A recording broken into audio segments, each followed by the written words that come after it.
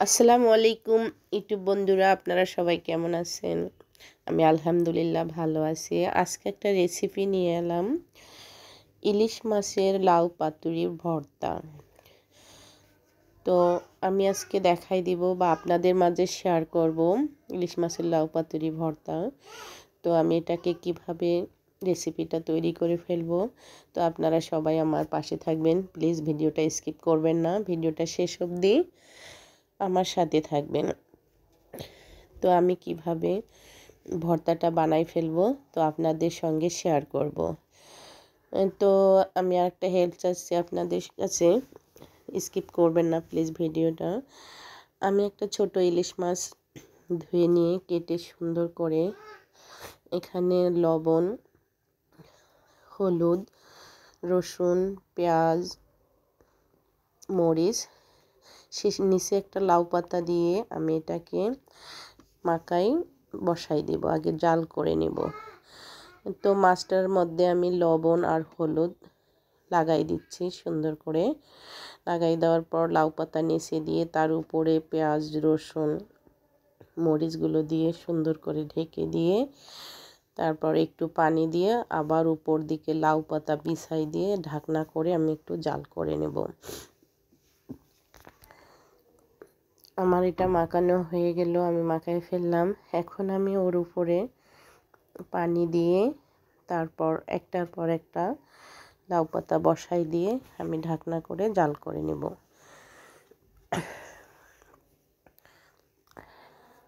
এখন আমি এখানে মোট 5টা লাউ পাতা অ্যাড করে দেব। নিচে একটা অলরেডি দিয়ে দিছি, উপরে আমি আর 4টা লাউ পাতা দিয়ে এটাকে ভর্তা বানাই ফেলবো। খেতে অনেক দুর্দান্ত স্বাদ হবে বা মজাও লাগবে, আমাকে অনেক ভালো লাগছে। তো আপনারা এভাবে তৈরি করে খেয়ে দেখবেন, দেখবেন অনেক ভালো লাগবে। তো প্লিজ বন্ধুরা ভিডিওটা স্কিপ করবেন না, তা না হলে ভর্তাটা দেখতে পারবেন না বা মিস করে যাবেন। এখন আমি এটাকে মিডিয়াম লোতে রেখে জাল করে নিচ্ছি। একটু এখন উল্টাই দিব লাউ পাতাটা, মাছটাকে ঘুরাই দেব সুন্দর করে, যেন মশলাটা এপিট ওপিট করে সিদ্ধ হয়ে আসে আমার।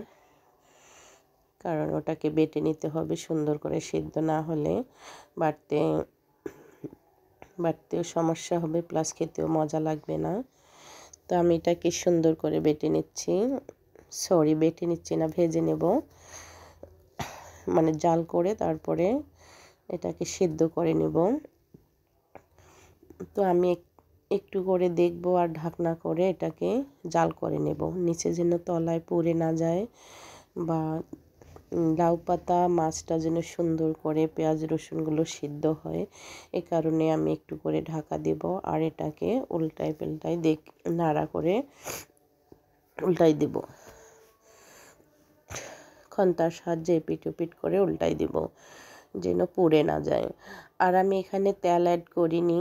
আসলে আপনারা এভাবে একটা মাছ এমনি ভর্তা ছাড়াও ফ্রাই করে নেবেন, যে ইলিশ মাছের মধ্যে যে এক্সট্রা অতিরিক্ত তেল আছে সেটা এইভাবে ভর্তা না করলে আপনারা বুঝতে পারবেন না। এখানে আমি কোনো তেল অ্যাড করিনি, অথচ তেল বের হচ্ছে। বা যখন আমি কাটা ছড়াতে যাই তখনও হাতে একদম তেল চুপচুপে লেগে থাকবে বা প্যানের মধ্যে লেগে থাকবে। এখানে আমি টমেটো অ্যাড করে দিলাম, 2টা ছোট টমেটো চাকা চাকা করে কেটে অ্যাড করে দিলাম। প্রথমে আমি দেইনি, কারণ টমেটোটা বেশি সেদ্ধ হয়ে গেলে ওটার স্বাদটা নষ্ট হয়ে যাবে। তো আমি এটা অর্ধেক সেদ্ধ হওয়ার পর টমেটোটা এখানে অ্যাড করে দিলাম, টমেটোর টেস্টটা যেন হয়। এখানে আমি আদাও অ্যাড করে দেব, কাঁচা আদা এক সাইডে দিলাম, কারণ এটাও বেশি সেদ্ধ করা যাবে না। মাছের ভর্তার মধ্যে আদা দিলে আদার সেন্টটা অনেক সুন্দর লাগে এবং ভর্তাটা অনেক মজা লাগে খেতে। তো এখন আমি মাছটা উঠাই নিয়ে কাটা বেছে নেব। আর এগুলোকে প্যানের মধ্যে রেখে ঢাকনা করে রেখে দেবো, এই ভাপে ওগুলো আরও সেদ্ধ হয়ে যাবে আর নিচে চচ্চড়ি হয়ে থাকবে, বাটতে আমার সুবিধা হবে। এখন আমি মাছটা একটা প্লেটে নিয়ে কাটাগুলো বেছে ফেলবো। একদম ছোটো কাঁটাগুলো বেছে নিব না, বড় বড় কাঁটাগুলোকে আমি বেছে নেব, মাথাটা আলাদা করে ফেলবো। প্লিজ ইউটিউব বন্ধুরা আমার ভিডিওটা স্কিপ করবেন না। আর আমার ভিডিওটা যদি ভালো লেগে থাকে অবশ্যই আমাকে সাবস্ক্রাইব, লাইক, কমেন্ট করে আমার পাশে থাকবেন। সাবস্ক্রাইব, লাইক, কমেন্টে দেখলে নতুন ভিডিও তৈরি করার আগ্রহ বাড়ে। তো ইউটিউব বন্ধুরা আমার নতুন ভিডিও তৈরি করার আগ্রহ বাড়াই দিবেন। আপনাদের কাছে আমি এটা অনুরোধ করে বলতেছি, আমাকে সাবস্ক্রাইব, যারা নতুন তারা অবশ্যই আমাকে সাবস্ক্রাইব করবেন, আর যারা অলরেডি সাবস্ক্রাইব করে ফেলছেন তারা লাইক কমেন্ট করবেন। এখন আমার কাটা ছড়ানো শেষ হয়ে গেছে, ওগুলো ফ্রাই করা হয়ে গেছে। এখন আমি সর্বপ্রথম আগে আদাটাকে বেটে নিলাম, কারণ আদাটা শক্ত, আগে ওটা বেটে না নিলে পরে থেকে যাবে, ভালো লাগবে না। আদাটা বেটে নেওয়ার পর এখন আমি রসুন ও মরিচগুলোকে বেটে নিচ্ছি। এখানে আমি কাঁচা মরিচ বেটে নিচ্ছি, শুকনা মরিচ আমি পরে অ্যাড করে দিব। তো মরিচ, পেঁয়াজ, রসুন ও আদাগুলোকে আমার হালকা বাটা হয়ে গেছে। এখন লাউ পাতাগুলোকে আমি দিয়ে দিচ্ছি, তারপর টমেটো এবং মাছগুলো বেটে নেব। তো প্লিজ ইউটিউব বন্ধুরা আমার ভিডিওটাকে স্কিপ করবেন না, আমার পাশে থাকবেন, আমাকে সাবস্ক্রাইব, লাইক, কমেন্ট করে বন্ধু হিসাবে আমার পাশে থাকবেন, নতুন ভিডিও তৈরি করার আগ্রহ বাড়াই দিবেন। টমেটোগুলো এখন আমি দিয়ে দিচ্ছি, টমেটোগুলো বেটে নেব। অবশ্যই এটা শিলপাটার মধ্যে হলে বেশি মিহি হয়ে যায়, ভর্তাটা একটু পানি পানি বের হয়, কারণে আমি বাটার মধ্যে বেটে নিলাম, শিলপাটা বা ব্লেন্ডারে বেটে নিলাম না। এখন আমি অপর দিকে একটা প্যানে সরিষার তেল, যেহেতু সরষা ইলিশের 1 নম্বর স্বাদ হলো সরিষা, তো আমি সরিষা তেল, পেঁয়াজ, রসুনটাকে ফ্রাই করে নেব। এখানে আমি সরিষার দানাও অ্যাড করে দেব, কারণ ইলিশ মাছ সরিষা ছাড়া অসমাপ্ত থেকে যাবে। তো সরিষার দানা এখানে একটু ফ্রাই করে নিব। ভাতের সঙ্গে যখন আমরা এই ভর্তাটা খাবো তখন সরিষার দানা আমাদের দাঁতে বাজবে এবং কামড় দিয়ে খেতে অনেক টেস্টি লাগবে। আপনারাও প্লিজ এভাবে খাবেন একটা ভর্তা তৈরি করে নিয়ে। তো আমার ভিডিওটা স্কিপ করবেন না। আমি পেঁয়াজ রসুনগুলোকে আরও একটু ভেজে নেওয়ার পর এখানে একটুখানি জিরা ও সরিষা অ্যাড করে দেব। জিরা দিলাম আমি অল্প একটু, শুধু সেন্ট একটু পাওয়ার জন্য, যেহেতু ইলিশ মাছ ভর্তা। এখন সরিষা অ্যাড করে দিচ্ছি, এটাও ওখানে টালে নেব বা ভেজে নেব। পেঁয়াজ কুচি, রসুন কুচি, জিরা এবং সরিষার দানাগুলোকে আমি একটু টালে নিয়ে এখানে বেটে নেওয়া ভর্তাগুলোকে অ্যাড করে দেব। দেখতেই পাচ্ছেন আমার পেঁয়াজটা হয়ে গেছে, আর একটুখানি হবে।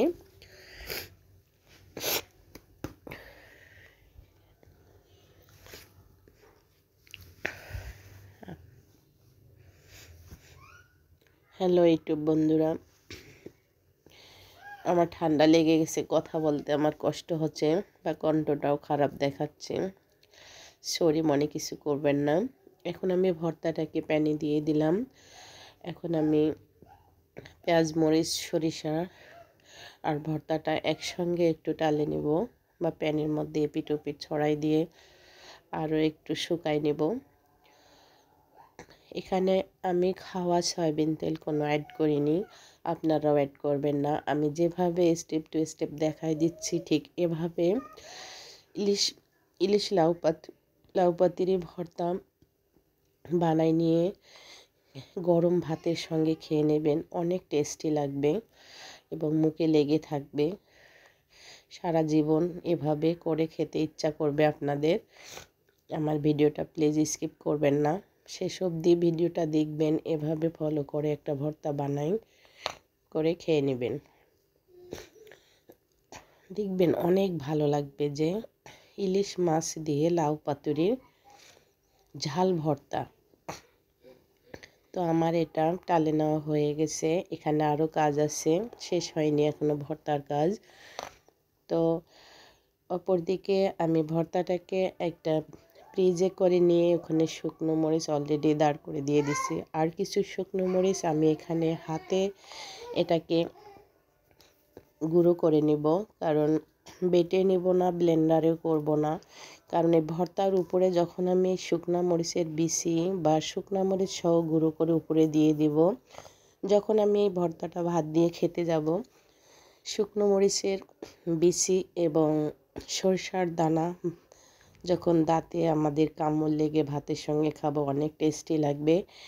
তারপর আমি ধনিয়া পাতা একটু অ্যাড করে দিলাম। ধনিয়া পাতাটা অপশনাল, কেউ দিতে পারেন না দিতেও পারেন, অনেকে ধনিয়া পাতা খেতে পারে না, তো আমাকে অনেক ভালো লাগে, আমি অ্যাড করে দিলাম।